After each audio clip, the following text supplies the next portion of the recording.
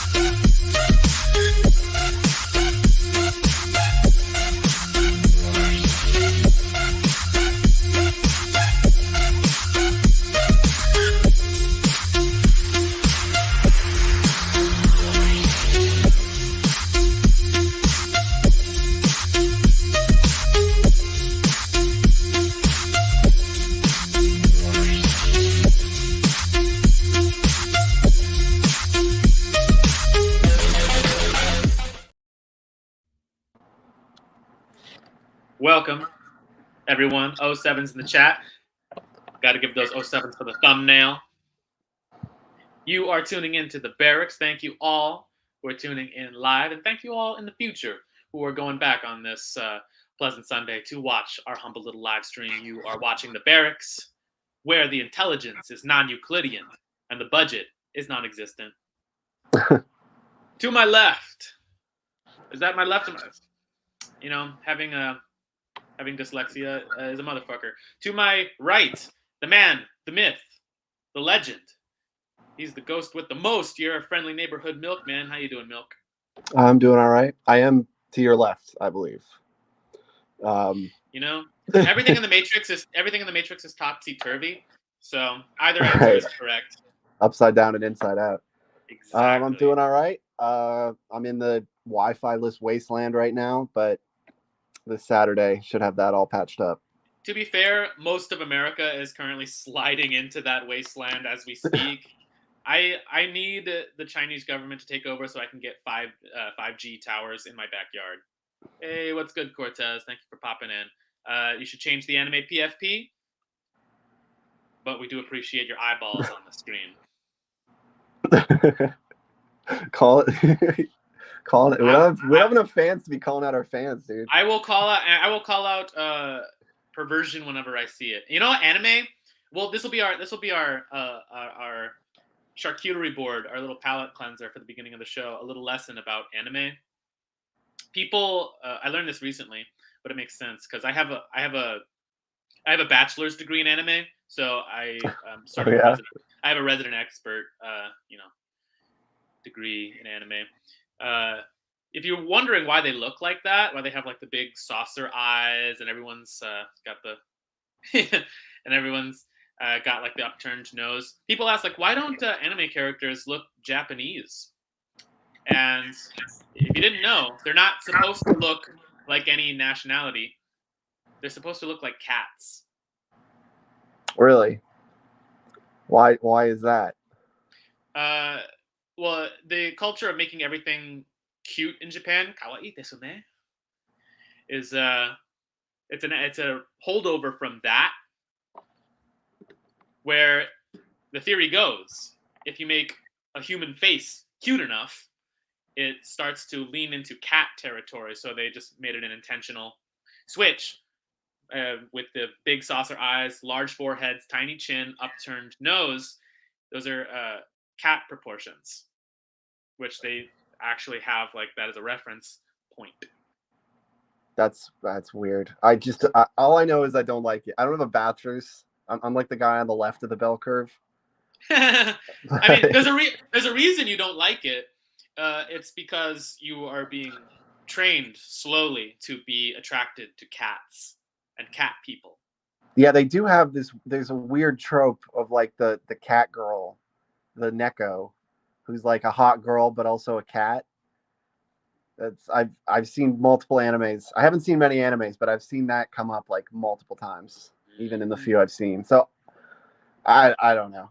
I don't have nearly the acumen to be psychoanalyzing anime, let alone the protective equipment. It's a dark place, and it will bring you through bring you through the dark night of the soul.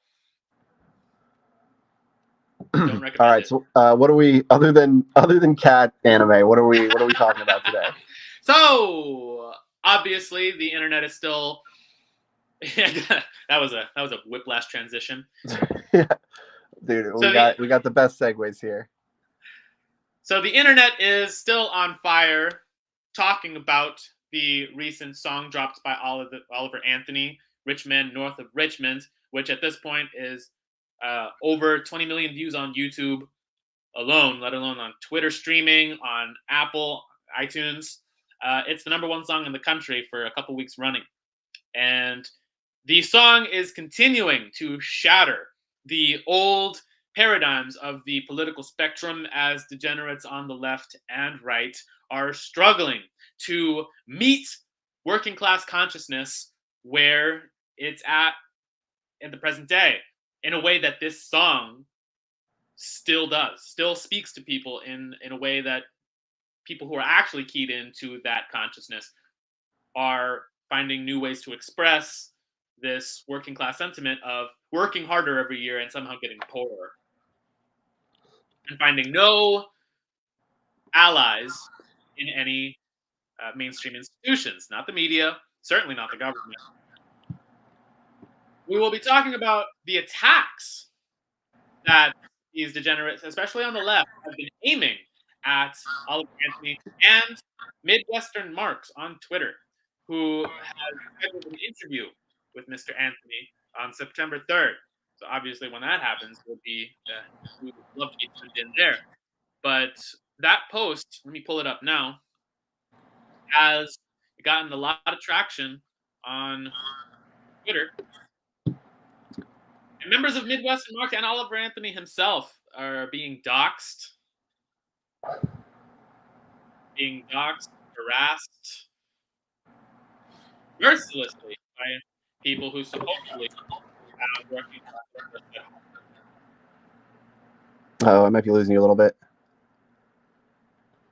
All right, am I back? Yeah. Yeah, it's I mean, Midwestern Marks are like pretty vanilla Marxists. You know, they don't touch like gender questions or like any of the real third rails. But just talking about this song has got the left like a hornet's nest, just all over them. And it really goes to show that like what it's really about, what leftism is really about is gatekeeping Marxism from ever becoming popular. Like that's why it exists. That's the point. They've got, so like this guy Oliver Anthony, he writes a song and immediately he has to run through this like gauntlet, this impassable gauntlet of political correctness where it's impossible. You know, maybe he's got the welfare line that gets him canceled. He was posting about 9/11 truth that gets him canceled. He's white and that gets him canceled. It's like just a regular guy gets him in the crosshairs of these professional wreckers.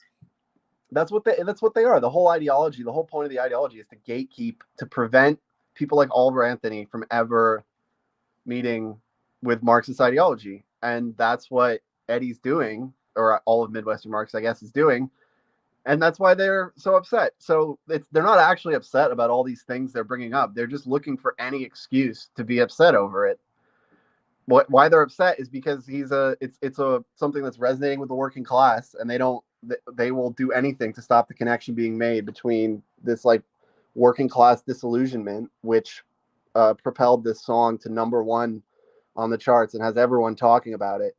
And whether it's astroturfed or not doesn't matter, because this is how people feel about the song.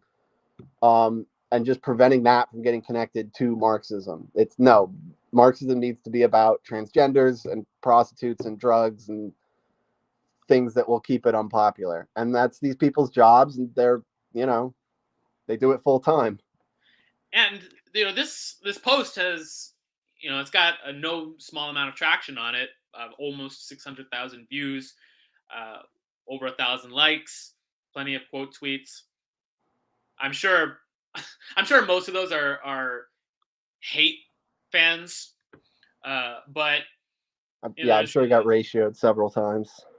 But just talking about Oliver Anthony gets posts popular. I mean, it should be it should be stated that for all of the hate that Midwestern Marx and Oliver Anthony have been getting, just having him on their show makes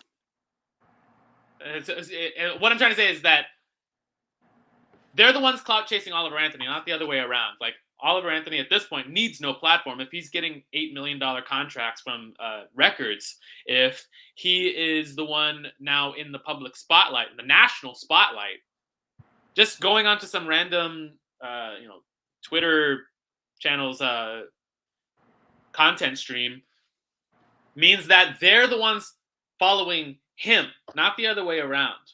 They're getting on his platform. And that's the ultimate crime here, is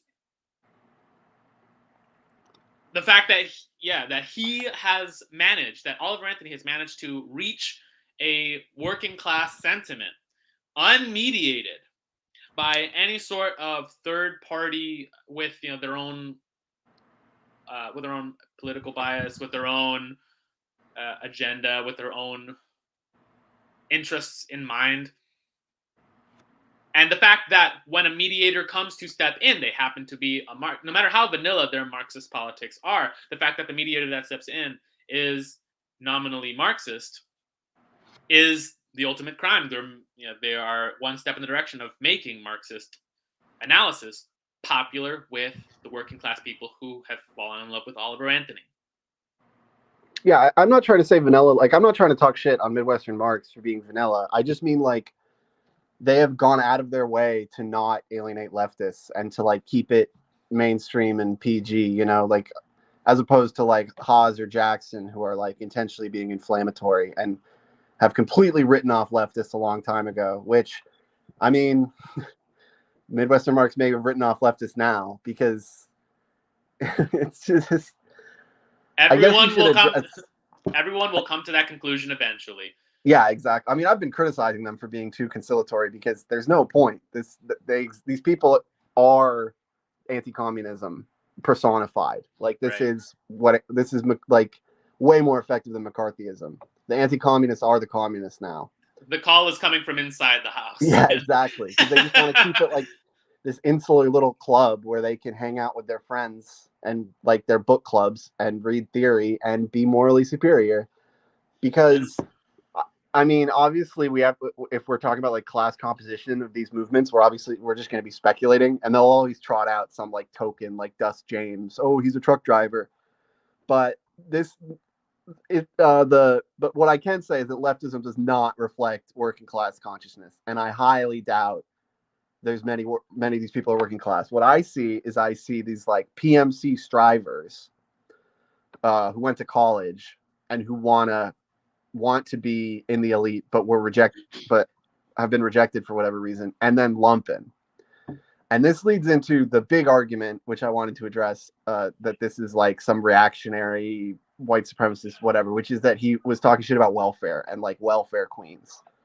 But that he's a Reaganite. He's a naturist. As Haas pointed out, Reagan was co-opting sentiment that already existed with his anti-welfare stuff. Like, Reagan didn't just come up with it. I mean, Reagan's whole point was to just say whatever people would like. Like, he was an actor. And what these people don't understand, because they don't have a working class consciousness, is, like, yeah, working class people don't like welfare. Like, if you work, or if I go work 40, 50 hours a week and get paid, and there's somebody else getting paid the same amount to not work, yeah, that's going to piss me off. And like they don't understand it because these people don't even know what like work means. For them, work is something that they go pretend to do for 7 hours a day while they're browsing Reddit, or they're lumping and they have completely no conception of it. Like work, they don't understand work being something that you're proud of, like finishing a job and like being proud of what you've done. It's like something they've never experienced. On a And deeper like level, on a deeper level than that, deeper than emotional sentiments. On a material level, they don't know what work is. Something that advances the material pipeline that puts food on your table, that builds a house over your head. They have no familiarity with that kind of work. That's what makes someone working class. yeah, and It's not anything to do in an office. It's not anything to do with having an OnlyFans or being a barista, which is just being a bank teller for some manager's coffee. It's yeah, actually getting your hands in some concrete and building the things that keep people alive against the forces of nature. You are the first line of defense. they go hand in hand. I mean, the reason there's no reason to be proud of your work if you were just like polishing some guy's balls for 7 hours, or like they say sex work is work. I mean, it's just so ridiculous. I shouldn't need to argue against that. Like Michelangelo made works, man. You're not making works. You're posting pictures of your butthole on the internet, but that's work. It's just anyway. We've gotten kind of far afield, but yeah, they immediately conflate. Um, they immediately conflate welfare queens, or like this trope of the welfare queen. Like that's a worker, and we should have solidarity with them. But like, no, lumpen aren't workers, and they're easily bought off, and they've got very similar consciousness to the ruling class, which is why which is where this left coalition comes from. I mean, it pretty much emerged after 2016 when you had Bernie and Trump both getting a lot of working class support, and this coalition emerged of the ruling class. Like a lot of them actually are ruling class, like Peter Buffett, Jennifer Pritzker. These people, if they posted on Twitter, would be indistinguishable from the other leftists. And then like the PMC strivers and the lumpen, and they all have very similar consciousness, and it's anti-working class to the bone. I mean, there's nothing communist, nothing working class about it, but they speak in the name of communism, and it's so frustrating. Like, I saw some guy posting under this, like, why would he go talk to communists? He's speaking out against the government, and communists love the government. And I wanted to go in there and argue with him, like, dude, communists like overthrow governments. But how can I argue with him? If you go on Twitter and you look at who's repping communism and who's got the Stalin PFPs, they do like the government and they do defend the government, and that's what they're doing right here. Like they were posting like, oh, it's not about class struggle. He's talking about politicians. Like, what does that mean? Politicians are just the puppets of the ruling class, and like everyone knows that. Every worker knows that intuitively. Every worker knows that all the politicians are bought off. Like, but I don't know. I lost your train of thought. It's just, man, that's a hell of a clip. I'm gonna be hunting that one down later on to post on YouTube, because that was a good stream of thought. yeah, I couldn't bring it home though. James Graham raises the question: where is the Yankee Tanky? For those who are wondering where our favorite war criminal is right now, he is being dropped into the Strait of Hormuz to battle the recent uptick in child trafficking going on in Bahrain. So he is, as the man of the people, as the people's ginger, he will be back on Monday, tomorrow. For today, it is us two holding it down. He explicitly asked us to use to hijack his YouTube channel. I will come with receipts. It's a group effort by now. The barracks. Yeah. When one of us has to step out in order to battle the Navy's defense of human trafficking rings across the Atlantic, the other two have to step in order to fill in those very big shoes. Yeah, we do all work. We are all workers, so we have difficult schedules sometimes to get all three We of us are on. we are a unit. We are a united fighting force. There is no individual personalities here. Our minds have melded into a collective hive. So we don't even need Elon Musk's Neuralink. We don't need the use of chats anymore. We simply buzz our thoughts into the cloud and download each other's subconsciouses in real time. I guess it's easy for me to say. I don't even have a channel, but I will be making a Rumble channel soon. As soon as I get Wi-Fi up in here, and I will get cammed up also. So we got that to look forward to. Yeah, as soon as you do, I'm gonna have to come up with an outfit with like a scary, intimidating military dictatorship outfit, like a red hat, like M. Bison, That would be pretty gangster. and body armor. All right, well, we should get back on track about this Oliver Anthony thing. I want to hit another point here, which if you pull up this citations needed clip that I sent you, because I actually saw this because Brianna Joy Gray posted it and said some great points were made. I don't know. I would love to ask her what exactly she thought the great points were. Because this podcast, this sort of exemplifies the like ex Bernie bro who never really moved on, like who couldn't cope with the fact that the Bernie movement failed, and like the Brianna Chapo Joy Trap Gray, House type. Kyle Kalinske, Chapo Trap House. This is all like the Bernie vortex, which just never was able to cope with the fact that Bernie sold them out, and they used to do some pretty. Or the fact that the Tea Party was more had more class consciousness than they did. Yeah, well, they do have class consciousness. They're just not working class. They used, but this Citations Needed used to do some pretty good podcasts about media criticism of like how like the New York Times covers foreign policy and stuff like that, which is a good topic to cover because it's good to know the little tricks they use. But I hadn't heard of them in a while, and apparently they really fell off because this like they came out of, they're supposed to be on sabbatical right now, but they came out of sabbatical to make this 40-minute podcast just trying to dunk on this country music. Like, why do they feel the need to do this? You're first joking. of all, no, they came out. They got the studio together. They got all of their equipment. They dusted it off just to attack this guy.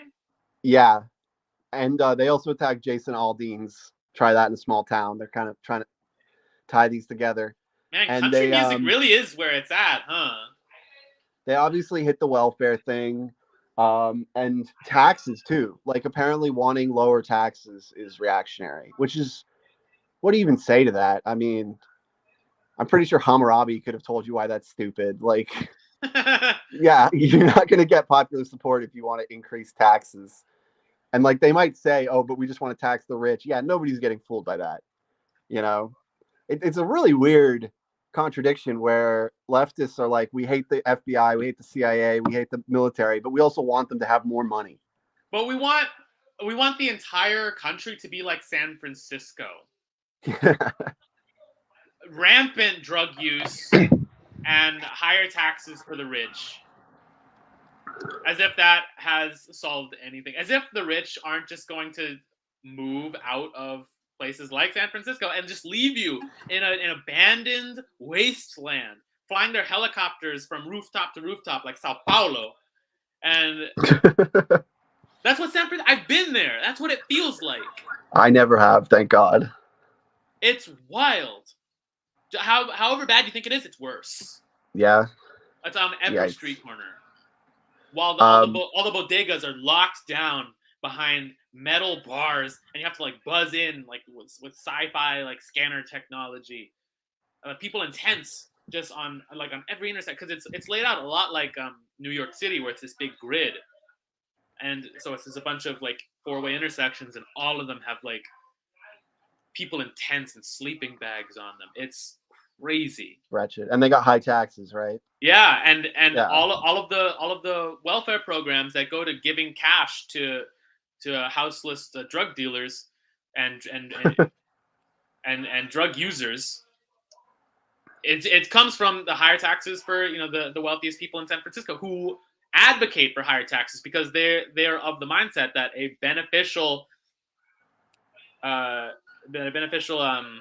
what's it called when you're being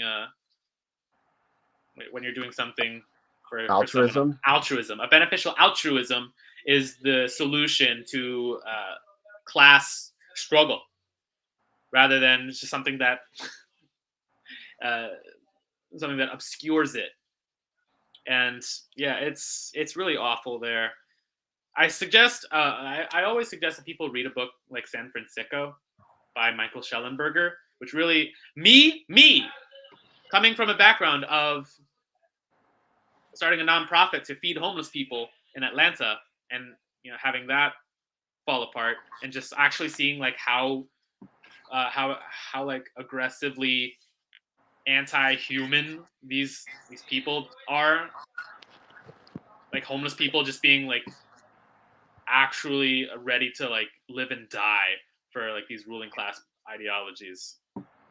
Yeah, just Michael Schellenberger's said it breaks down in his book just how that system of benevolent altruism just makes the problem worse, and how that welfare system and rampant decriminalization of drug use and drug dealing just just make it easier to reproduce that kind of person, that kind of violent psychopath. It's not just decriminalization. They go out and like pass out crack pipes and shit, and they have safe injection sites, and like they are encouraging drug use. I mean, you can say whatever, you can dress it up in whatever ideology you like. If you got a safe injection site, that's encouraging drug use. And it's it's the same thing that happened in China with the opium war, or in Ireland with alcohol. It's an old trick to pacify populations. You just proliferate drug use. That was actually this take from these citations needed guys that made me think like, oh, okay, they're done. Was they were defending safe injection sites, and now they're here with this guy. Low taxes are reactionary. They have all the advanced politics of a Silicon Valley executive. Yeah. Anyway, let's listen to this clip, because they also don't like that he's white, and they try and make it about race, even though he doesn't say anything about race in the song. But they're like, oh, it's Richmond, it's like a Confederate dog whistle. The Confederate. Maybe it just sounds like rich men, and that's why he did it. Like maybe it's not that deep. Oh man! But this one clip is really beyond the pale. So hit play.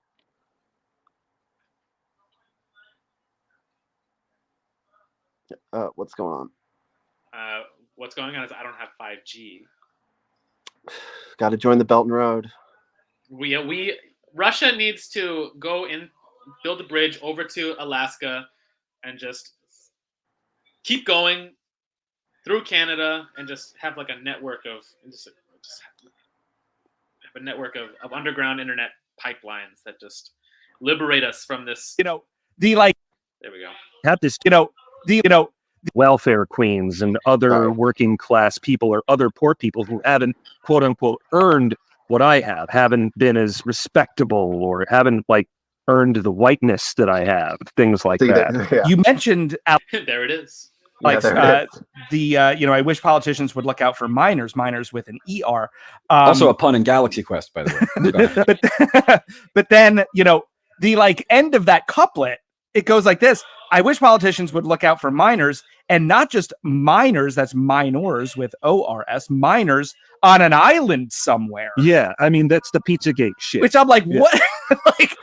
So all of a sudden, it's whether that's about human trafficking, whether that's about, I don't know, Elian Gonzalez, because every other reference is really dated in the song. Like, is it about imperialism in general? Is it like it's QAnon? It is. No, exactly. Like, it's the whole kind of like trafficking thing, and it is so the whole trafficking thing. It's such an odd. The whole trafficking thing. He's talking about Epstein, dude. He's talking about Epstein. Why are these guys pretending that they don't know who Jeffrey Epstein is? Like, who's Elian Rogers? What? Elian Gonzalez. He's talking about Epstein, guys. they know who Epstein is. Like, they're political commentators. Also, I don't know if you can call him out for making dated references when you're referencing Galaxy Quest, but I guess that's besides the point. Wow, yeah, there's a lot. I haven't even played for a full minute yet, and there's already so much puzzle piece mentality going on right now. Do I dare keep playing this podcast that they came out of retirement for? We could, yeah, I mean, I got a lot to say about just that, but we could listen to a bit more. Yeah. I mean, and kind of like, facile, like minors rhyme there, but it's just an interesting thing that I want. A facile rhyme when he doesn't understand that Richmond sounds like Richmond. Yeah, it's not. He's too. He thinks it's a Confederate dog whistle, and he's too stupid to understand what homophones are. It's not stupid. They're being stupid on purpose. They know who Epstein is. They're being stupid on purpose. It's just insane to defend Epstein's clients. That's what it is. Oliver Anthony doesn't have an English degree like I have, and I don't think he understands that that a slant rhyme is not exactly the same as a fuck off. Yeah. Real nerd energy. But, I wanted to make sure we actually talked about the end of that couplet. Well, I mean, you're completely right that it's very odd, but the scary thing about it is people are going to listen to that and agree with it and not see any contradiction in it. I mean, like, this is the project, the obfuscation, and that is sort of the full unloading of pure ideology onto large segments of the populace is a big part of the right projection. Dude, it makes perfect sense. He's talking about rich men north of Richmond, and they were all partying on Epstein's Island. It's one A to B. Like, there's no ideology at all. And like, I'm so sick of leftists just seeding quote unquote conspiracy theory wholesale to the right. Like, they will not touch anything that's branded a conspiracy theory, even when it's right out in the open, like Epstein. Like, everybody knows Epstein didn't kill himself. And this is just one little line in the song that's pointing to this, like, Emperor's New Clothes thing. Everybody knows Epstein didn't kill himself. And these guys have to come in and be like, well, actually, there's no peer-reviewed sources that says human trafficking is a multi-billion-dollar industry. I mean, how you know these people are not just dumb, that they're lying to you, is that the Epstein thing is not a conspiracy. Like, the mainstream media outlets are now talking about how, like, the Mexico border is being used to traffic children into the United States. How CNN is talking about how Ukraine is a hotbed for human organs that are coming from children who are kidnapped in this war zone. Yeah, like, this is not a conspiracy, and to say otherwise is to. It's just QAnon stuff, dude. To relegate it to, like, QAnon stuff is to put yourself in this bubble, is to deliberately shut the door on your little bubble where you don't even have to think about that uncomfortable reality. That's so. I mean, it's objectively a pro-human trafficking position to just, like, plug your ears and say, "Oh no, it's not happening," and, like, especially, like, that you're gonna call QAnon out, like, saying that politicians party on an island with minors. You're going to call that, like, crazy conspiracy thinking when you're saying, like, oh, he's actually saying Richmond because it's like a Confederate dog whistle. And, like, the way these people analyze media would put, like, the most schizophrenic occult numerologist to shame.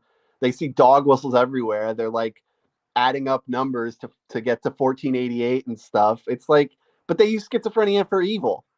And then at the same time, something as blatant as Epstein, where, well, that's QAnon madness. That's crazy stuff. Or like 9/11 is another thing. They actually, one of the things they canceled him for was somebody was combing through his YouTube for his watch list. Which, again, they're just looking for any excuse to cancel him. And he had, like, 9/11 truth stuff. And that, well, you're not allowed to do that. That's anti-Semitic. I mean, another thing that's really right out in the open if you ever look into it, but all this is just completely ceded to the right. We're not going to talk about any of these uncomfortable realities. And it's just, you're defending the powerful. You're objectively defending the powerful when you say we're not going to talk about, like, the most important things. I mean, the average worker is way more conspiratorial than the average leftist, like, way more. And how are you ever going to go organize these people if you're going onto a shop floor and when they say, "Oh yeah, I think 9/11 was inside job," or I think they're like the satanic elites are partying on pedophile islands, you're gonna be like, "Oh no, actually," and send them like a CNN article or like a Politico article debunking it. You're a shill. Nobody's gonna listen to you. And that's what they are. They are shills. The worker would be right in that situation. They literally came out of a hiatus to shut down, to put the brakes on this viral moment, to throw cold water on it as much as possible to make it cringe to talk about. Yep. That's just their job. Just to protect their little in circle so that they could continue doing this lame little circle jerk that they've been doing for years and years. Because if people like Oliver Anthony ever actually entered the conversation, they would have to be relatable to people like him, which is hundreds of millions of people in this country. They would have to burst their little suburbanite bubble. And, you know, that's what all of us should be trying to do, is to get out of this very atomized, very insular, very safe place of individual, just like of safe consumption. Just like, oh yeah, nothing going on in the world is affecting me right now, and there is no child trafficking, and there is no rampant drug use, and there is no there is no war. There is none of that. We'll just keep talking about it from our mom's basement. Like, if we ever got popular and we ever blew up, that would be our main focus, is to let in as many normal people as possible into the conversation and change our perspective to match the one that represents hundreds of millions of people. And that's a hard thing to do. But right, that's the other thing. It's supposed to be a dialectic. It's supposed to be you learn from the worker and the worker learns from you, and it's you don't go like explain to them why they're fascist for thinking whatever they think. Even if there was like a line that was racist or something, I still wouldn't throw the baby out with the bathwater.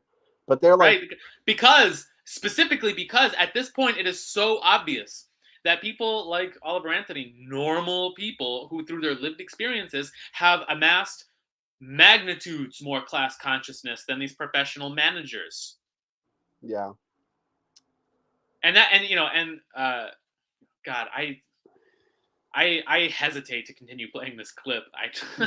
We don't. It's. They call him a white supremacist. Oh, they call God. him a reactionary. They say it's astroturfed. Which, Really? Wing Republican project I want to hear them say it. All right, go ahead. Say it. Right now. And I think some of it is just like when you are able to, when people are just as dissatisfied and alienated and atomized and flailing, if you're able to get away with such an absurdity and it seemed coherent to a certain amount of people, that really does speak to just how deep our basic social coherence in the United States has broken down. It says a lot. And I think with, so actually in some ways, it's no news to anyone that these two songs definitely play off of each other. You know, if the Oliver Anthony song sort of seems a little bit more rootsy for whatever reason and sort of gets in on the ground floor, then the Aldean song, I think, is the one that is sort of the next step, even though the Aldean song came before. I mean, the two are just sort of dialectically playing off each other. I'll just put it that way. Yeah, because we, again, sound like us. He's trying to sound like us. Yeah, it's an absurdity that politicians were partying on Epstein Island. Everybody knows it. Like, this is just gaslighting. Yeah, these two songs are dialectically playing off of each other, and the hundreds of millions of people who love these songs have nothing to do with the conversation at all. They are being force-fed. They are too stupid to understand that they're being manipulated by these fascists, unlike us, who have done the hard work of purifying our minds of the pure ideology. Rather than they're just looking for an opening to force feed this ideology, this unconnected to the material conditions of people like Oliver Anthony, who's living in a camper in the woods, to say that, oh, but your thoughts are too fascist in your stupid white head. It's true. They would. I'm sure these guys would all say they're pro worker, but they view workers as like cattle. Like, oh, they'll just like whatever slop gets poured in front of them, and we have to explain why they're actually wrong, and they don't actually like it because it's Literally, astroturf. They want to talk about whatever. they want to talk about these rural working class people being fascists, but these people completely willing to enslave rural working class people to prop up their metropolitan latte drinking lifestyle is more in line with National Socialism trying to enslave like the Poles and people in Czechoslovakia. They're more fascist than anyone in this country ever could be.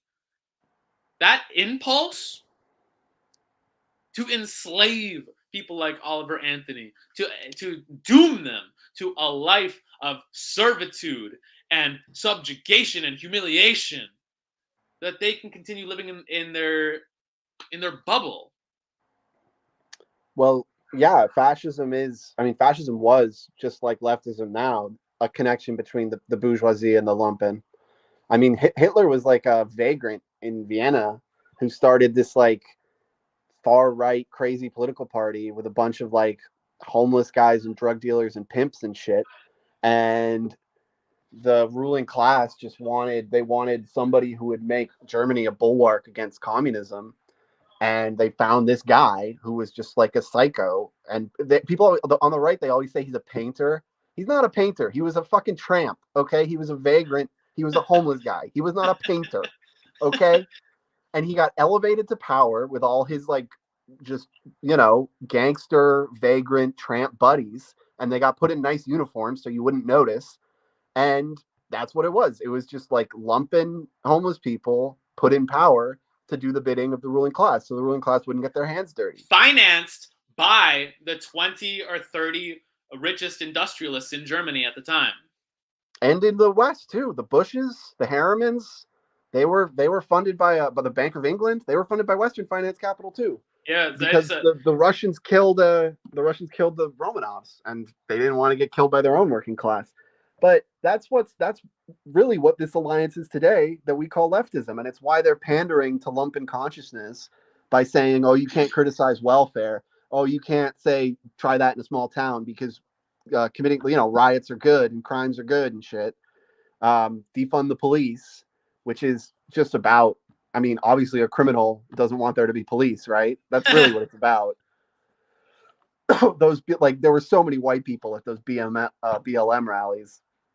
80%. 80%? Within 2 months, 80% of the people who showed up to those BLM riots were white Democrats. There you go. And like the Antifa lumpen, the transgender lumpen, it's this unholy alliance, and there's no room for the working class in there, So these guys who are like PMC Brooklyn Starbucks drinkers are adopting this lumpen consciousness to appeal to these people, because that's like who listens to this podcast. It's not workers. Workers aren't listening to this podcast because workers are listening to Oliver Anthony. Yeah, 100% willing to do the work of the government to shut down this kind of popular sentiment. Literally doing the work of the government, doxing this guy. I don't know if that dox was real though. It was Andrew Saturn. A couple of days later, Oliver Anthony did come out and say, give a little, he's like, oh, just a little bit about me, and did confirm a lot of the information that was. Oh, really? Yeah, he does. He does work in that. That's psychotic. He does work in that factory, in that job. Andrew Saturn did dox the guy. Is this song so bad? Is it so bad to shit on welfare queens that you're gonna go dox him? No, of course not. Because for example, that socialism done left guy who said the most insanely racist shit in the Discord, he's still a darling of the left. They don't care. He doesn't get canceled. But this guy gets canceled. It's because it's just a smokescreen. The political correctness is just a smokescreen. They're the attack dogs of capital, and they're coming after somebody who made a song that's popular with workers. And socialism done left, or people like him, can say whatever the hell they want as long as they tell people to go vote for the Democrats every 2 years. They're safe. That's really what it's about. Oliver Anthony is never going to tell people to vote for the Democrats. So he needs to be canceled and he needs to be destroyed. It's that simple. And these people are saying like, oh, he was AstroTurf because all these Daily Wire people were like in on the ground with this. Yeah, the question you should be asking is how you're getting outflanked by fucking Daily Wire. Like, what a sad state of affairs that Matt Walsh is like more pro-worker than anybody on the left. How did that happen? And it's because they want to pretend that anyone who works in an office can't speak to. They need working class consciousness to be just someone who works in a construction yard and needs to be, and their voice needs to come from someone like them. So the fact that Oliver Anthony really does like work in I think he sells industrial materials to different factories. So the fact that he's not literally like a factory worker is like this betrayal to these managers, these weird autistic people who need that circle to be like pure. But if you listen, after they doxed him and he had to come out and say like, oh yeah, this is who I am. Like, yeah, my name is Chris, but like my grandfather's name was Oliver, so all my family calls me Oliver. And he said, yeah, I really do work in this factory. Like when you hear his backstory from him, he lives. He's like, oh, Oliver Anthony owns land. He's not renting out his house. Yeah, he's living in a camper on his undeveloped property on this piece of undeveloped land. He's living in a camper in the woods in Virginia. Like, and he still owes $60,000 on that plot of land. So that. If that doesn't speak to the reality that millions of people in this country are living in, whether or not they're like actually doing construction or working on an oil rig, whether or not they are literally the part of the productive forces of the country, it still speaks to that reality that they're living in, that the system that is sucking the lifeblood out of us is forcing us into debt and making us sick and giving us no options to actually produce for ourselves because we are reliant on handouts. And the one guy who says like, I'm not going to take the handouts, I would rather live in a camper in the woods than take this $8 million contract, is somehow selling out the working class, is bullshit. Like, that's the reality is that there is no growing like working class production in this country because degrowth and welfare policies have been pushed on us for so long that the welfare state is so big that the American working class is just a minority of the actual population, people who have those actual blue collar jobs. So many factories are getting shut down. So many people are getting fired. So many jobs are going overseas. That it's just not a lot of people in this country literally have those jobs. So to expect them to have this, to otherwise brand them inauthentic if they speak to this reality that Americans are going through is ludicrous. It's insanity. Because we need to step out of our literal minds for a second to say that what he wants is to be able to bring that back, to grow it, because the reality that we're living in now is there's too much welfare. Welfare is the thing that's killing that leverage that the working class has. It's why there's no American working class right now. Yeah, and of course Marx wrote about that, but that doesn't matter for these so-called Marxists. No, why do they have to call themselves Marxists, man? It's so frustrating. Because they like being scary. They like being scary to normal people. You're right. That is why. It's such an impediment, though. But yeah, it's the same reason people call themselves Nazis. Yeah. They just want to terrorize people. It's literally just to make themselves unpopular on purpose, to bully normal people. Yeah. In order to, and it's just what people who call themselves Marxists but are doxing people who are, actually representative of the working class movement, what's left of it in this country. They just happen to understand that the that the thing that puts food on their table is factory workers and not, this weird, vague idea of the race. No, the food grows at the grocery store. What are you talking about? That's why I flip out every time I see some Chinese peasant like killing a chicken, because why don't they just go buy their food at the grocery store like a civilized person? Yeah, in a post-industrial society like America, where we'd have no peasantry to bring into the productive forces, we have productive forces that are just getting smaller and smaller and smaller. That's we just have both sides. On either side of Oliver Anthony are a bunch of seething, foaming at the mouth lunatics who want to preserve their perverted metropolitan lifestyle and force everyone back into the peasantry. Because that's what Oliver Anthony is. He's literally a debt slave living in a tent in the woods. That is literally what he is. He's a debt slave. He's a peasant. We're back in this age of feudalism that more and more of us are getting forced into. Hundreds of thousands of people living in their cars in this country, but still having to go to their jobs to be able to even keep that. It's because there is a shrinking working class. It's not because we're too mean to the people on welfare. Yeah, you want to check out this all in clip? We're already at almost an hour here. Yeah, let's see. I want to get into something real for a second. I want to play this clip that I saw today All right. of someone actually. His name is Jaron Jackson. Michael Saylor, the Bitcoin fanatic on Twitter, shared this clip from him. So I just think it's funny. But he's talking about inflation and how inflation is like a secret tax or a hidden tax on working people. And it was shared in the Proud Boys Telegram chats.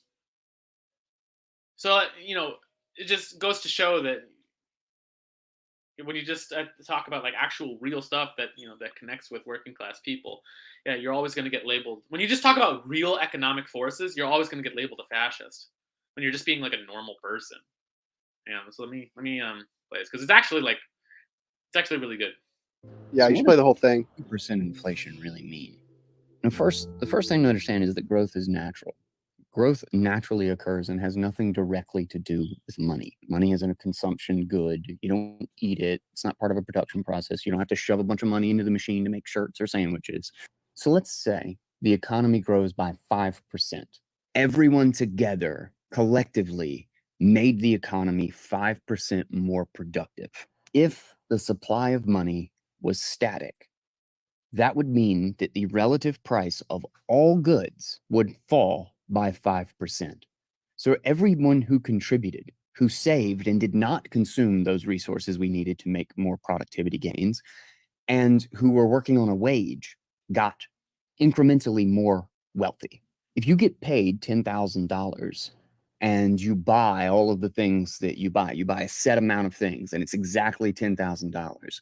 Well, if you have price deflation of 5%, if the economy grows by 5%, what happens is that at the end of the year, you can buy all of those exact same things that let you live the way you've always lived, and you'll have $500 left over because all of those things got cheaper. You got wealthier because you contributed and everyone contributed together, and the money reflected that added growth. The prices falling are the result of growth that has already happened. But the central... All of this is in volume 1 of Marxist Capital, by the way. Yeah, and yet I never hear Marxists who sound like this, ever. Ever. And this is what Oliver Anthony is emphasizing too. He has pinned to his profile a dollar bill with "ain't shit" written on it, right? Your dollar ain't shit. That's what he wants to talk about. But everyone else they're desperate to make it about some Civil War redux or about welfare. That's not what he wants to talk about. But they don't want to talk about this. This is probably a conspiracy theory to them. Or about your deeply unsettling sexual preferences. Oh yeah, that's a big thing, dude. CPUSA is doing symposiums on passing privilege, PSL's hosting drag queen story hour shit. Like, And does that mean that this guy or Oliver Anthony are Marxists? No. But it means that it justifies, after the fact, that Marxism is the most useful tool in elucidating these hidden forces that are driving our economy and which the ruling class is aware of and using to make us poorer. yeah, But it's worth getting through the rest of the clip. Just yeah. Let's finish it. Bank and the government targets 2% inflation. What that means is that they want to counterfeit just enough new money into the system so that they would steal all of the 5% benefit. Everything that we did to make the world better was stolen plus 2% more. After a year of working your ass off, you got poorer. Now, to buy all of the exact same things, you need $10,200. You had to not buy something you had been buying previously. And who gets the printed money? Do you use the printer? Do they let you in to print your own money? The money is literally created in financial institutions. It's created by funneling it through the financial and banking system. It's a huge laundering scam, essentially, for counterfeit currency. Unfortunately, it's worse than just 2% because the real inflation rate, if you look at something like Shadow Stats or the Chapwood Index, especially in major cities, is closer to 8 to 12%. So you're essentially getting an income tax twice, and you just don't know it. And all of the second income tax is going straight to the counterfeit class. It's why you... That's the phrase that I really wanted to get to, is the counterfeit class, because it's so good. Counterfeit class. That's what they are, dude. That's so good. And you know, like, who is this guy? I think he's a crypto guy. Yeah, he's like a crypto. He's not a Marxist. He's a crypto guy, and Marxists are so far behind. Like, just to be able to say something like the counterfeit class, that to point to Wall Street, another group of rich men north of Richmond, funny how that works, who have a different class interest than you, who works, you know, in an Amazon warehouse, or who, you know, is forced to work at like as a line chef somewhere, that they have a different class interest than you. Just pointing that out makes you a conspiracy theorist or a Nazi. When just because you know, these people who are coming out of retirement to throw cold water on this popularity, they are afraid of working class people. They're terrified of working class people, especially now that they're getting more class conscious than they are. Yeah, because the working class makes things and the counterfeit class makes money. And the only reason this system can work is because the working people aren't wise to it. It's that simple. And that's what Marxists should be hammering. But instead, they're getting surpassed by some, you know, random guy in Virginia with a guitar. He's talking about inflation. When do Marxists talk about inflation? No, they're talking about transgenders and drug legalization and abortion and shit like that. That on the best day is extremely divisive. Inflation is not divisive. Everyone hates inflation. I mean, you don't need to know anything about economics to see that the shit at the grocery store gets more expensive every year. I see it, and my pay doesn't go up. So, like, what is that? Who's benefiting from that? Just being able to explain it in a way over the dinner table to your parents in a way that they understand gives them so much power. Yeah, absolutely. I mean, and for all, it's almost like reading theory makes these people stupider. Like, the more theory they read, the worse they get it at what this guy is doing right now, which is just explaining to the average person how they're getting fleeced. That's all you need to do.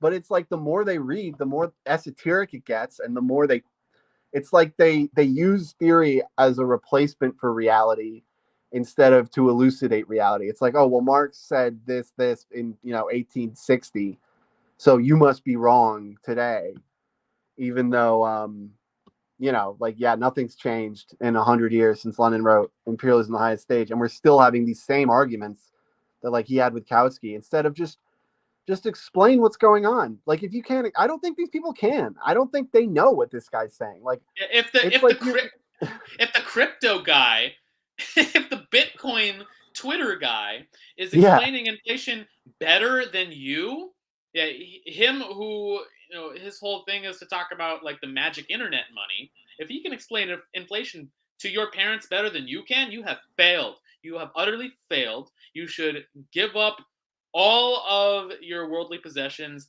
move into the Appalachian Mountains, and just and become compost.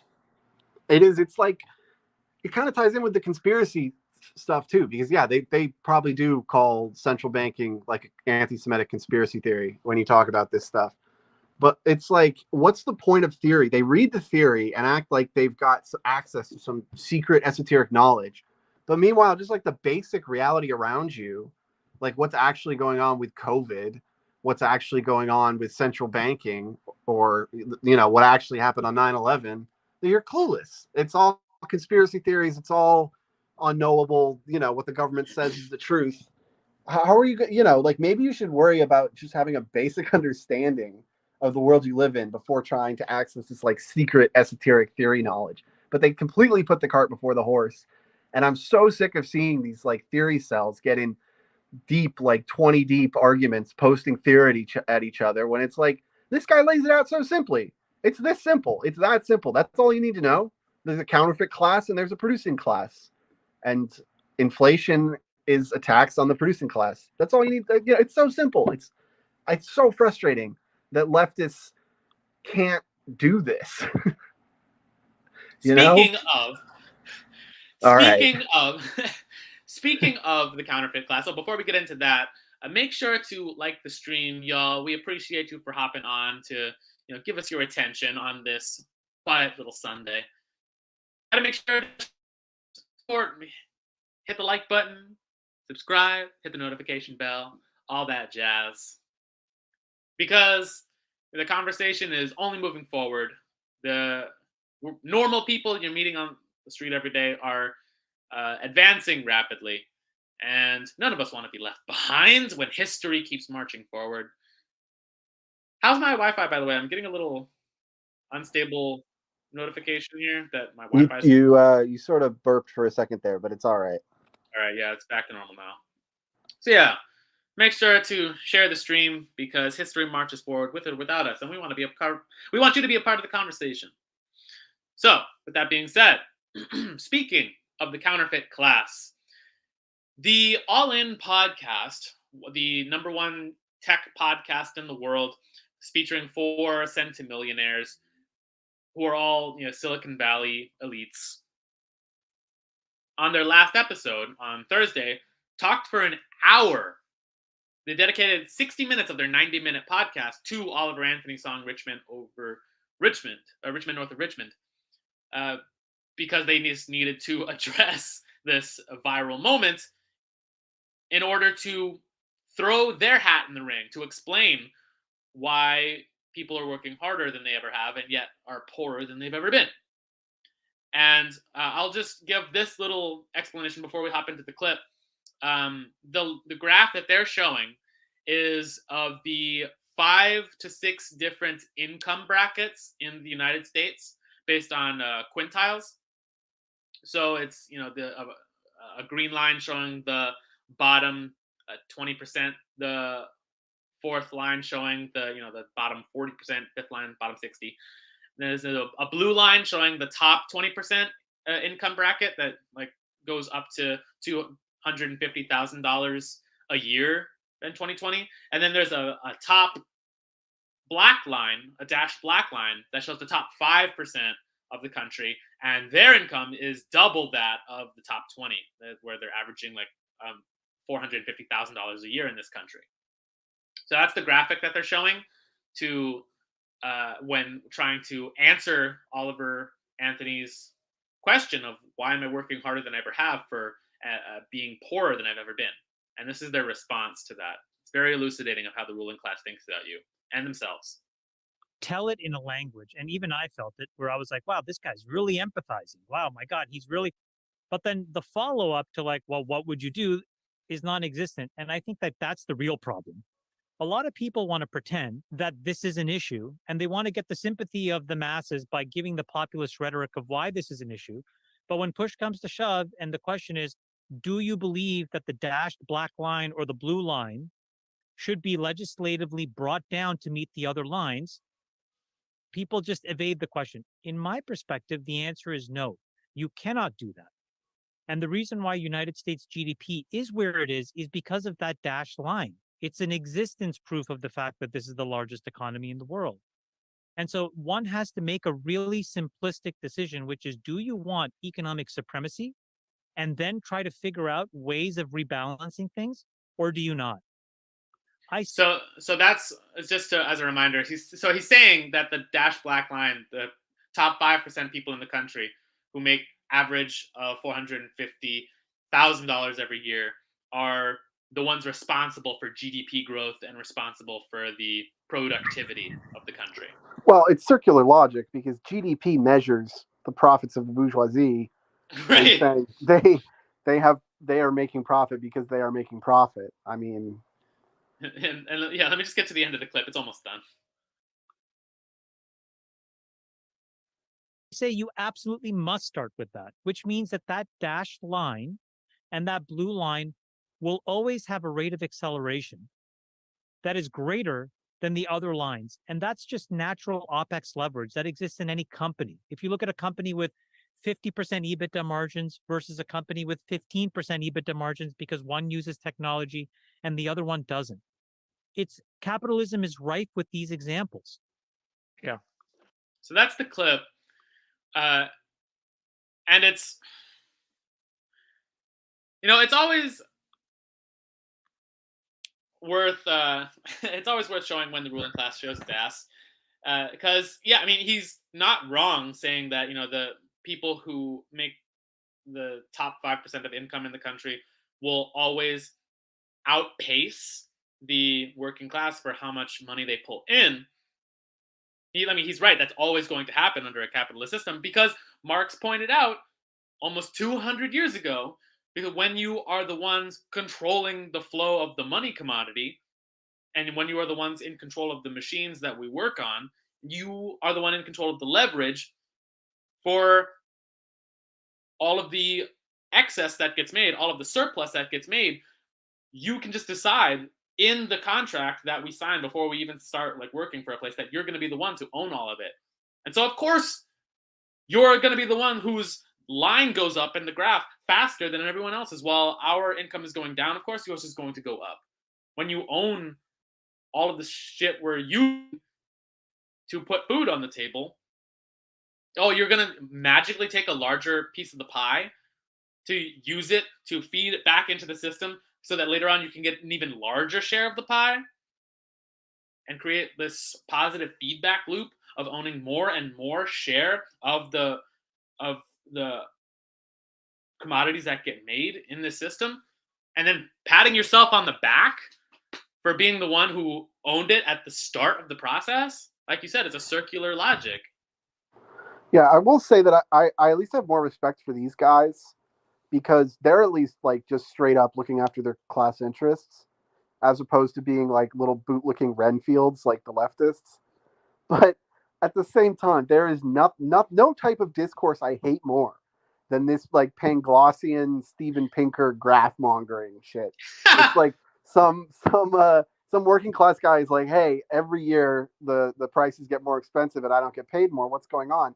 And then one of these little goblins come out with a graph and it's oh, look at the graph. Don't worry about it. It's all fine. We live in the best of all. We live in the best of all possible worlds, and I've got a graph that proves it. I just hate that so much. It's so disrespectful. It's oh, we just need to flash some colors and numbers in front of these uneducated swine, and they'll go back to working like they're supposed to. You should be money. According to this graph, according to this graph, you should be thankful that I have hundreds of millions of dollars because the GDP is measured by how many hundreds of millions of dollars that I have. Yeah, exactly. And Steven Pinker is probably the king of this type of discourse. He made his whole career just actually, things aren't shitty, and you're wrong because I have all these graphs. And I mean, his target audience at least is like ruling class people looking to assuage their guilt. Venture capitalists, yeah, and venture capitalists who, by the way, the nickname that they call themselves are angels. Good point. Who- Angel investors.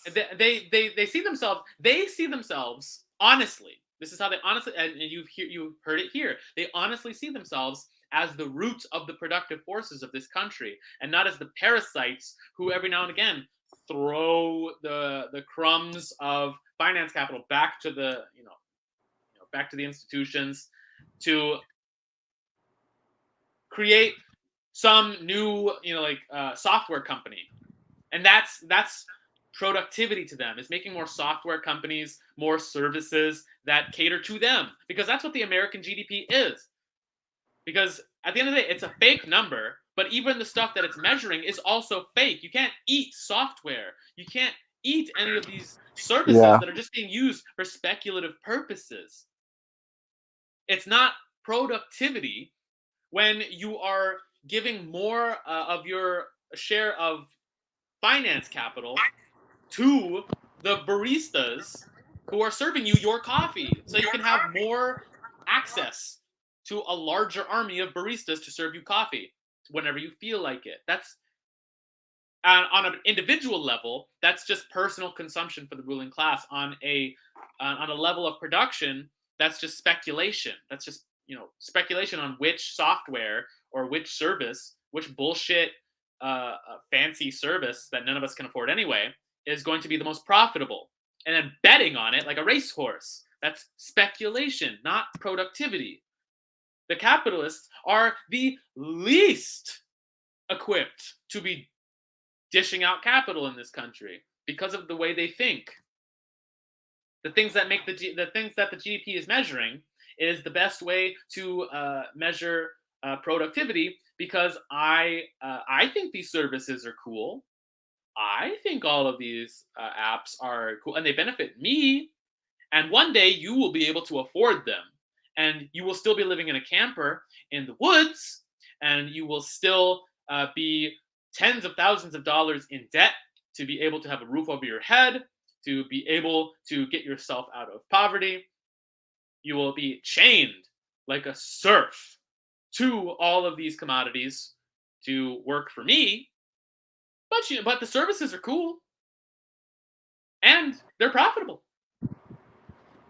Yeah, the other thing is like you can have as much fancy software as you like, but like right now I can't get on the internet because a guy has to come out here and like connect all the wires and like make it work. But like make real infrastructure that they're exactly, not like this dishing up. stuff actually exists in the world. It's actually like wires and cables and shit that has to be maintained, that has to be updated, that has to be laid in the first place. And like where are those guys? Those guys don't have a podcast, and without them, he's just fiddling on a computer. Those guys barely have a job anymore. Yeah, those guys are probably listening to Oliver Anthony and saying like, "Fuck yeah, why is my dollar ain't shit?" But no one cares about those guys. All the attention gets put on these like Steve Jobs types, which is really just marketing. Like how much are these guys actually doing to make these companies work, and how much of it is just them taking the credit? It's like Edison. How much did Edison really do, and how much of it was just marketing? It was just him getting his name where it needed to be. And that's what we value. We value the immaterial in this country way more than the material. Like Steve Jobs is the guy. And then the people who are actually making the iPhones are in some hellhole factory where they like jump off the roof because it's so fucking bad. But Steve Jobs goes out with his turtleneck and he gets all the credit. And that's just, I don't know, that's just the way we think. And it's the way we're trained to think by like Hollywood and by the news and everything. And we need to be thinking differently. We need to be having class consciousness and thinking like, without the workers who are actually like making this stuff manifest in reality, this guy's ideas or whatever he's selling are not worth shit. He could even feed himself. He goes to the grocery store and gets the food that grows there just like everyone else. But it doesn't really grow there, does it? And I am convinced. I'm convinced that these people, these venture capitalists have read. I mean, they've read all the same books we have. Kamala Harris's dad was a Gramsci scholar. Like, these people understand what Marxism is. They call it something else. They call it, wealth redistribution. It's like, oh, Marxism is just a welfare state where you're taking our money and you're giving it to poor people through welfare services. And whether or not they actually believe that's what it actually is, but they fundamentally understand the Marxist concept of working class production is where the foundation of an economy rests. And that they, as the ones who only control the finance capital, cannot compete with the hundreds of millions of people who actually produce things in this country. The only way they can compete is by printing money and buying up assets. And then once the assets are bought, burning everything else to the ground so that they can maintain their monopoly. That's why all of these millionaires and billionaires all of them care about degrowth policies. If they grew the productive forces of the country, if they grew industry, energy infrastructure, telecommunications, transportation, construction, food production, if they expanded those things, if they allocated their capital to grow those things, then that gives the working class more leverage over them, because we're the ones actually working those jobs, and we would have them wrapped in like these golden handcuffs because we can compete with them in that field. What we can't compete with them with is in printing money. And so as long as if they destroy all of the machines that we use to put food on the table, and they keep all the money and all the property and all the assets that they've used their money to buy, then they win the competition every time. Yeah, and these people all understand this shit very well, even if they don't talk about it. But like, I have a friend who works in finance, and one time I was trying to pick his brain about like what he actually does and like what they actually do at this like wealth management firm, and he started telling me about like his day to day, and he was just describing capital. He was just describing Marxist capital. Like, they have different names for everything. Instead of like fixed capital and variable capital, they call it something different. But yeah, they're doing Marxism. The ruling class is doing Marxism for their own benefit, and then demonizing it for everybody else so that nobody can catch on to what they're doing. And it just goes to show that Marxism, like, yeah, Oliver Anthony might not be a Marxist. He probably never will be a Marxist. But that doesn't mean that he is not class conscious. And that also doesn't mean that Marxism is not the most useful tool that we have so far to be able to give scientific voice and analysis to this consciousness, to the forces that surround us every day that we're interacting with, that reach into our lives and define and determine whether or not we can feed ourselves for the day, is the best tool to be able to understand how those forces work, and that it's not just like this mysticism that we're destined to interact with every day. Grinning Guys in the comments says, 5'3", 300-pound people are the new whipping boys. They are the, quote, obese milking welfare. How is that leftist?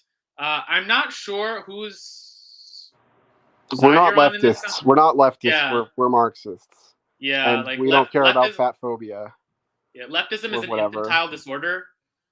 Yeah. So to aspire to be, and like, the song is called "Rich Men North of Richmond." It's called "Rich Men North of Richmond." You are the ones who decided to make it all about welfare because of one line. He's not talking about welfare. He's talking. I don't even think he's singing that line anymore. He's talking about politicians and he's talking about inflation. And like Ture said, like, he's not a Marxist. You don't need to be a Marxist to know you're getting screwed.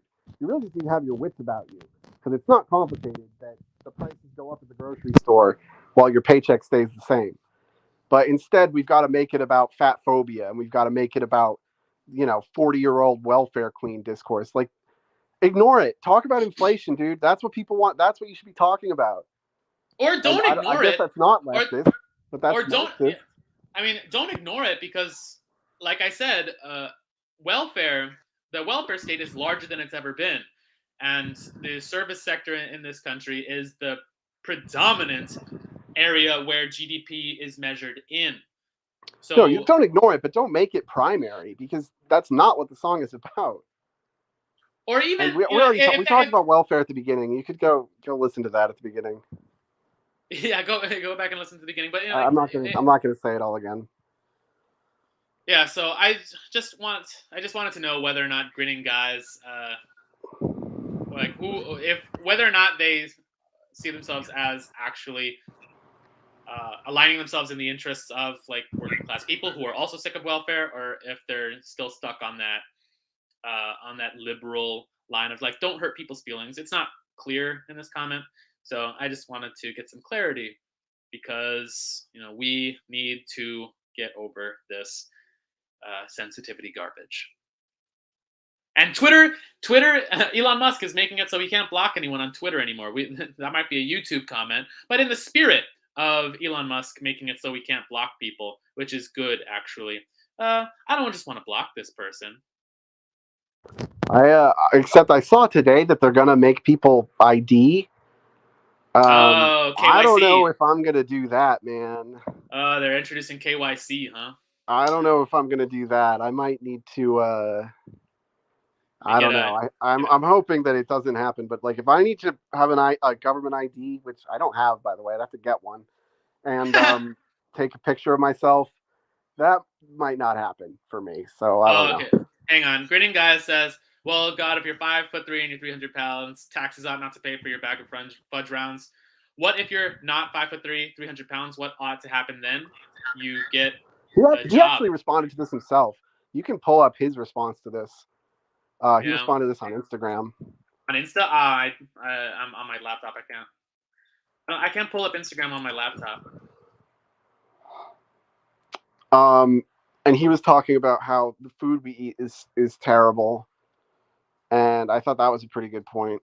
I mean, it's you know what it is? It's sort of like when we were talking about how they've got these like these needle stations or clean injection sites, and they're like passing out crack pipes. It's kind of the same thing.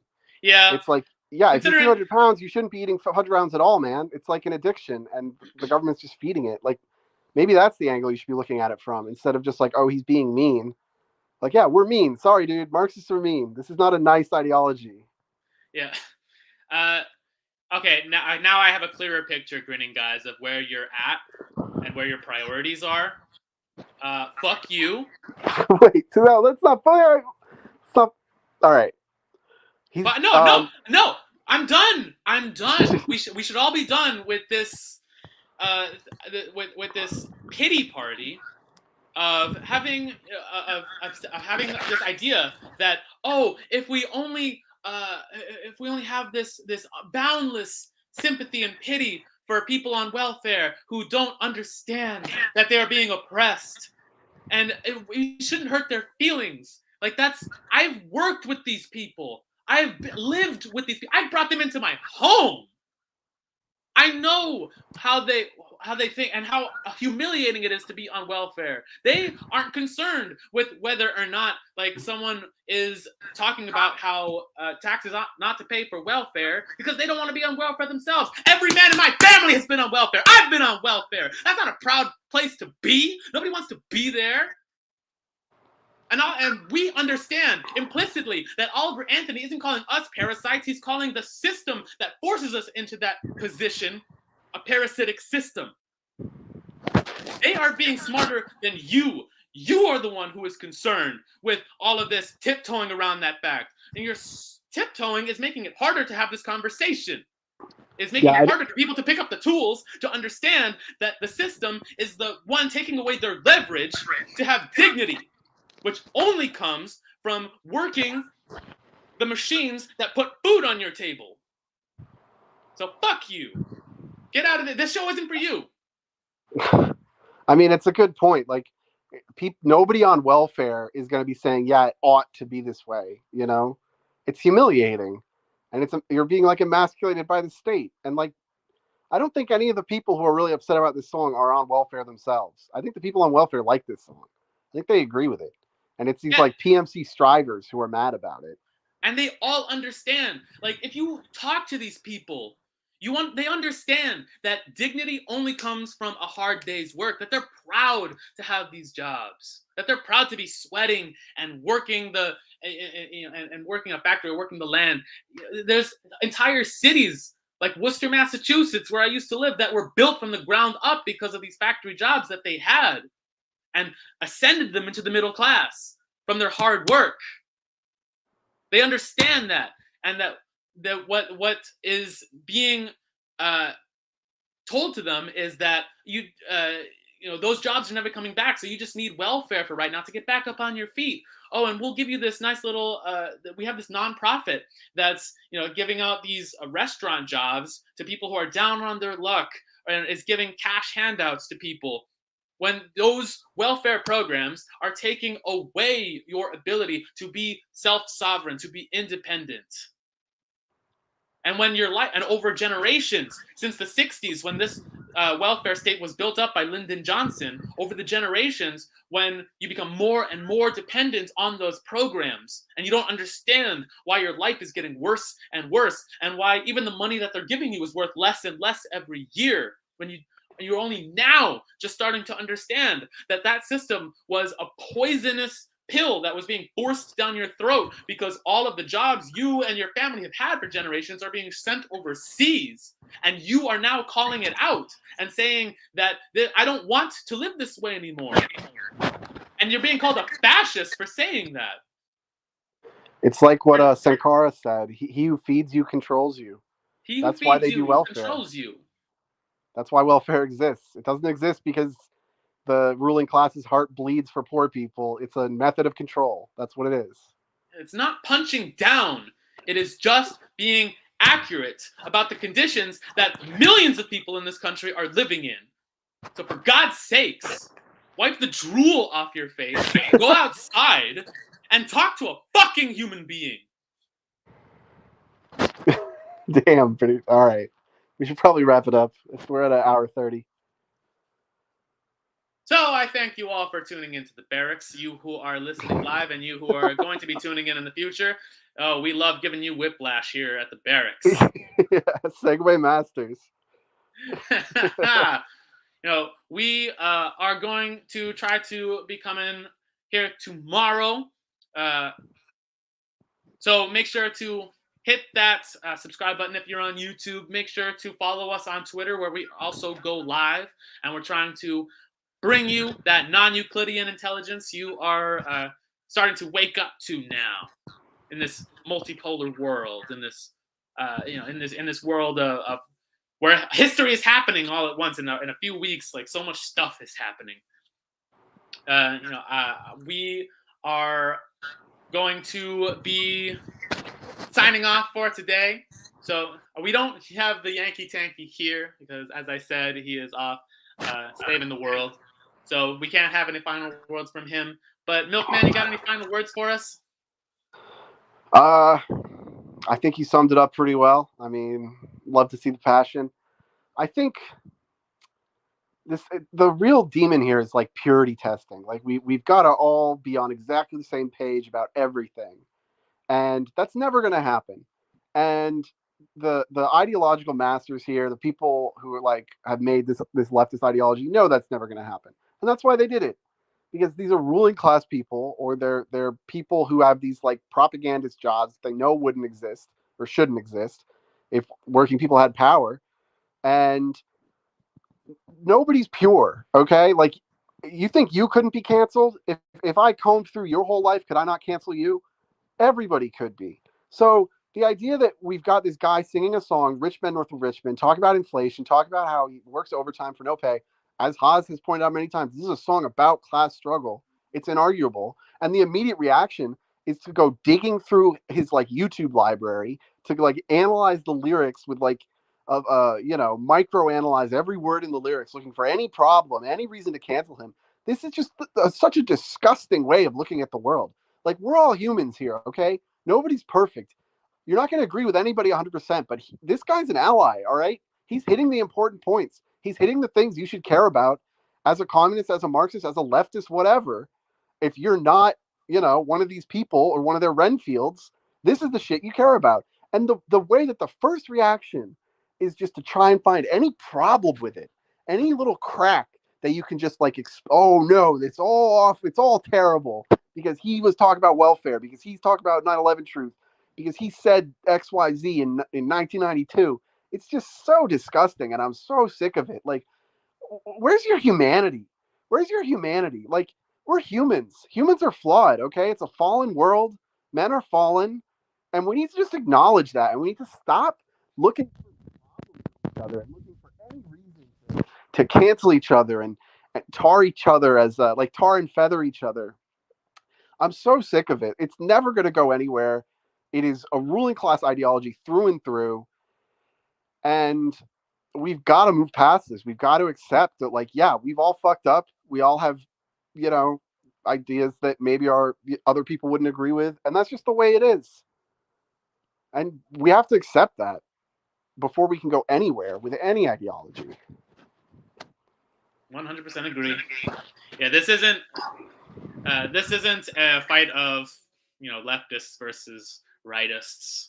This is a fight between the top the versus right the does bottom. it too. The right Yeah. absolutely does it too. They cancel you for being like anti-white or whatever. It's crazy. It's like the only reason they're different from the left is they don't have the institutional power to actually follow through and like get people fired. But if they did, they would be exactly the same. Yeah, at this point, Oliver Anthony isn't even an ally. He is a leader. And, you know, because he can articulate these things better than, you know, these so-called leftists who have spent years and years of their life supposedly reading theory, supposedly understanding the secrets of the forces of production. When he can articulate problems that relate to people better than, you know, them, that makes him a leader. And it's our job to get out of his way or to stand by him and be an ally to him. We should be the auxiliary force to him, not the other way around. So I do applaud Midwestern Marks for being able to snag that interview from such a hot commodity as Oliver Anthony. Yeah, the Wignets say Oliver isn't really American. Yeah, they're the same. He's only living in West Virginia and is, you know, very likely of the original yeoman stock that came on the friggin' Mayflower. Most of these Wignats aren't American. Most of them are fucking Europeans. Largely as Americans. It's anytime you hear someone say like say something that Richard Spencer would say, check the bio on their Twitter page. You're gonna see like a European flag 9 times out of 10. I promise you, or an Australian flag. Yeah, like get a real country. Why do you think you can speak about like what it means to be American when you're fucking British or Australian or even worse, like Lithuanian or whatever? One of these fake Eastern European countries. Like, get your own shit sorted out. You're a Russian in denial, and you're going to come over here and tell us what it means to be American? Like, get out of here.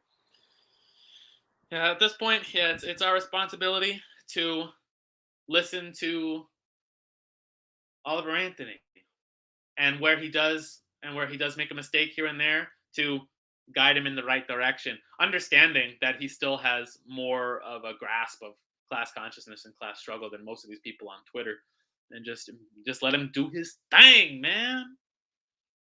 So, with that being said, yeah, we do applaud Midwestern Marks for securing that interview. You know, when Oliver Anthony's the #1 artist in the country right now. You know, it's actually huge. It's actually huge.